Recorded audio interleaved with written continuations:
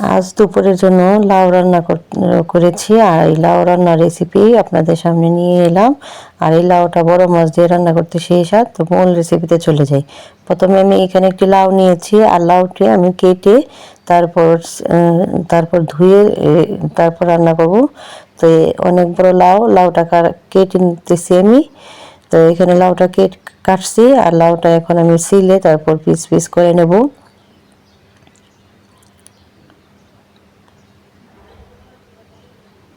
তো আমি এরকমভাবে পিস করে কেটে নেব, আপনারা চাইলে অন্যভাবেও নিতে পারেন।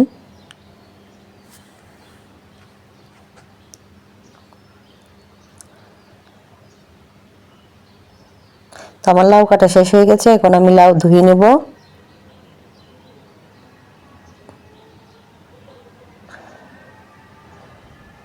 তো আমার লাউ ধোয়া শেষ হয়ে গেছে, এখন লাউ রান্নার জন্য আমি পেঁয়াজ কুচি, কাঁচামরিচ কুচি, এখানে মাছের মাথা, আর এখানে আমি লাউটা ধুয়ে রেখেছি, আর এখানে আমি সব কিছু গুছিয়ে নিয়েছি। আর এখানে মশলা নিয়েছি, আদা রসুন পেস্ট, জিরার গুঁড়া, মরিচের গুঁড়া, হলুদের গুঁড়া, ধনিয়া গুঁড়া, লবণ, সব কিছু আমি একসাথে করে নিয়েছি। এখন আমি একটি কড়াই চুলায় বসিয়ে দিলাম, আর তেল দিয়ে দেব পরিমাণ মতো। তেলটা গরম হয়ে আসলে পেঁয়াজ কুচি দিয়ে দেবো। আর পেঁয়াজ কুচিটা যখন একটু লাল হয়ে আসবে তখন আমি মশলাটা দিয়ে দেব।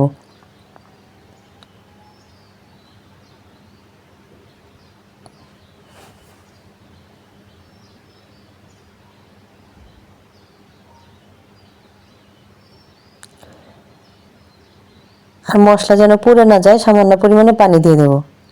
আর এই পানি দেওয়াতে মশলার কালারটাও অনেক সুন্দর আসবে, আর মশলাটাও পুড়ে যাবে না।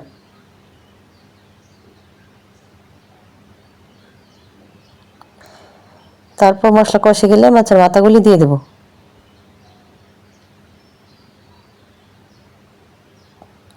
মাথাগুলি একটু উলট পালট করে রান্না করে তারপর আমি উঠিয়ে নেব।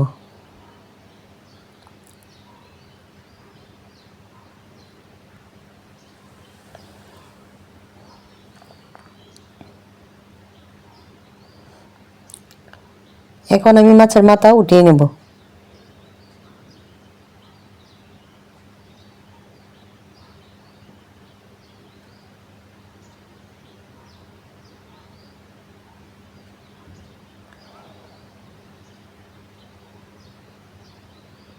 এখন আমি কড়াইয়ে লাউ কেটে ধুয়ে রেখেছি, ওটা দিয়ে দেব। তারপর ভালোভাবে নেড়ে চেড়ে মিশিয়ে নেব।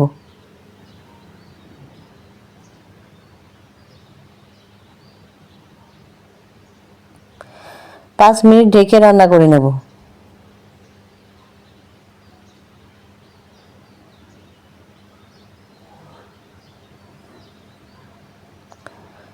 তা আবারও ভালোভাবে নেড়ে চেড়ে মিশিয়ে নেব।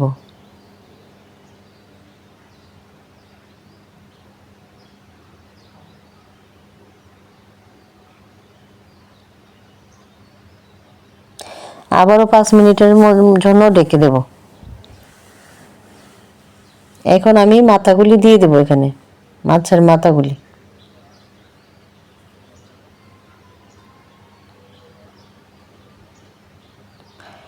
আর নেড়ে চেড়ে মিশিয়ে নেব।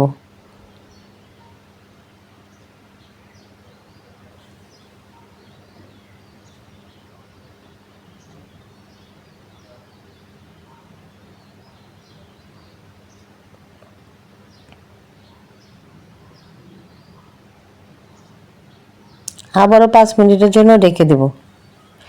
এখন আমি মাথা ভেঙে দেব যেন লাউয়ের সাথে সুন্দরভাবে মিশে যায়, আর কাঁচামরিচ ফালি করে দিয়ে দেব।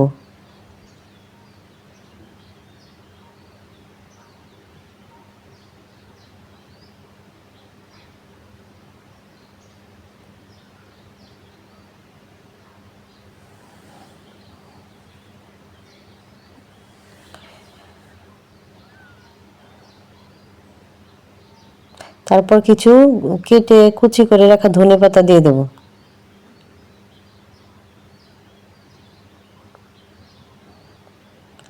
আমার ভিডিওটি ভালো লাগলে অবশ্যই লাইক করবেন, কমেন্ট করবেন এবং আমার পাশে থাকবেন। আর কে কোথা থেকে দেখছেন অবশ্যই জানাবেন। আমার লাউ রান্না শেষ। এখন আমি একটি কড়াইয়ে কিছু শুকনো মরিচ দিয়ে দেব, আর শুকনো মরিচটি একটু ভেজে নেব।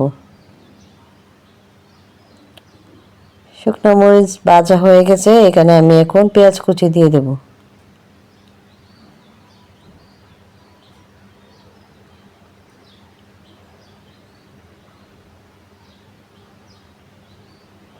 পেঁয়াজটা লাল হয়ে আসলে এখানে আমি লাউ শাক সিদ্ধ করে রেখেছিলাম ওটা দিয়ে দেব। আর এভাবে লাউ শাক রান্না করলে এই শাকটা খেতে অনেক মজার হয়।